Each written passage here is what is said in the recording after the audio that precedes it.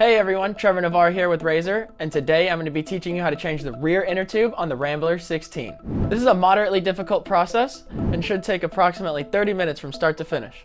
You'll need the following tools: a Phillips screwdriver, 2 8mm wrenches, a 21mm wrench, 2 plastic tire levers, make sure they're plastic so we don't damage the wheel, and a tire pump. Ours is electric, but you can use whatever one you have handy. This process can be completed in 4 easy steps. Step 1, removing the rear wheel. Step 2, removing the inner tube. Step 3, installing your new inner tube. And Step 4, reinstalling the wheel. Let's get started on step number 1, removing the rear wheel. Before you get started on working on any electric products, make sure to always turn it off. We're going to go ahead and flip the bike over to make it easier to remove the rear wheel. There's a bolt securing the brake to the frame. Using our 8mm wrenches, let's go ahead and get that removed. Secure the nut in the back with one wrench and using the other one in the front to loosen. We can't get the brake off because it's a drum. Once you get the nut off, remove the bolt followed by the 2 washers. Make sure you set the hardware aside where you don't lose it. Now that we have the brake bolt out, let's go ahead and disconnect the motor wire.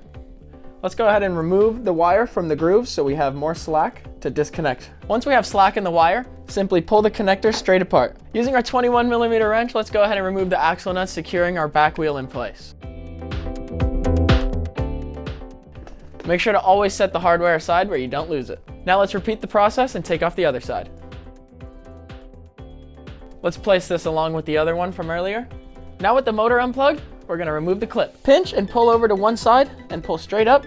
Remove the clip from the wire and set it aside. Now that we have both our axle nuts off, lift the wheel straight up out of the frame, removing the 2 washers, followed by the brake, followed by the 3rd washer, and removing the 2 washers on the other side.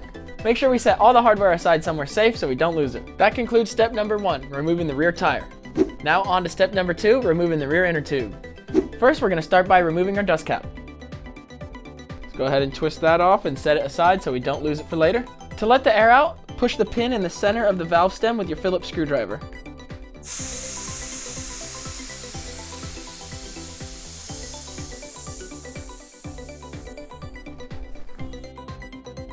Now that we have all the air drained out of our tire, let's go ahead and take our plastic tire levers and start removing one side of the tire from the rim. When removing the tire from the rim, always start across from the valve stem.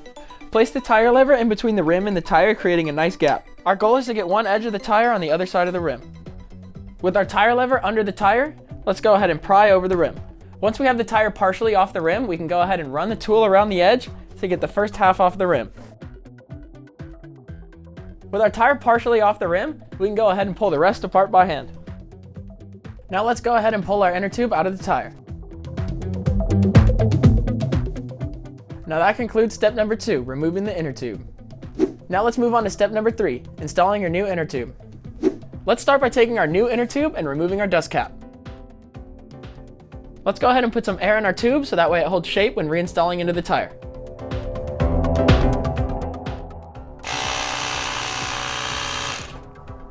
With air in our tube, let's go ahead and put it back in the tire. Simply place the tube back in the tire.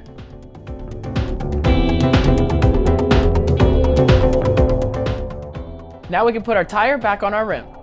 Let's go ahead and start by putting our valve stem in, facing the wire connector side. Using our plastic tire levers, let's go ahead and pry our tire back over the rim. Once we have the tire 1/4 of the way on the rim, let's go ahead and take our tool in between the rim and run it around the edge. This pries the first edge of the tire right over the rim. Now for the back side of the tire, let's take our tool and put it in between the rim and the tire, running it along the edge.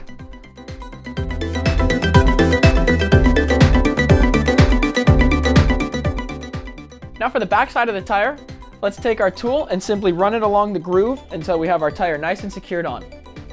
Now that we have our tire fully seated on the rim, let's go ahead and inflate to 35 psi. Attaching our pump to the valve stem, and go ahead and inflate.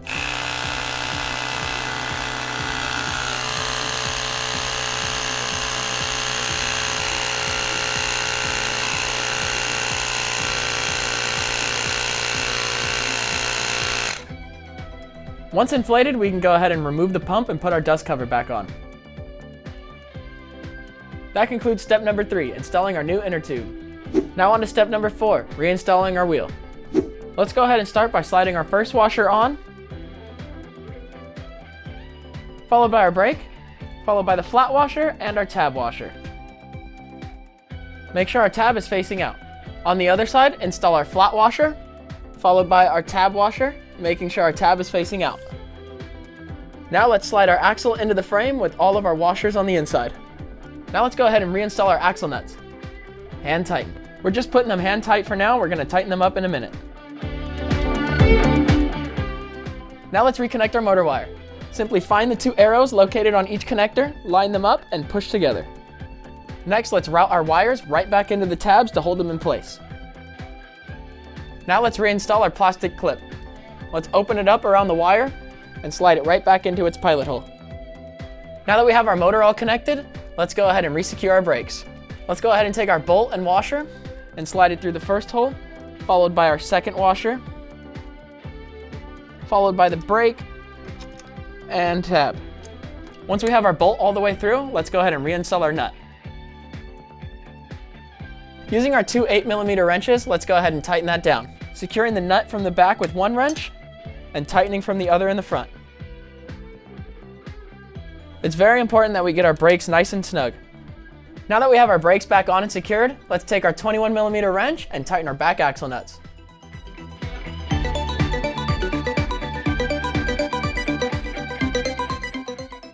With our back wheel nice and secured, let's go ahead and flip the bike back over. And that concludes step number 4 in the process of replacing our rear inner tube on the Razor Rambler 16. I hope you found this video helpful, and if you have any other questions, contact customer support at razor.com. Once again, I'm Trevor Navarre with Razor. Thanks again for watching. Now let's go tear up the streets.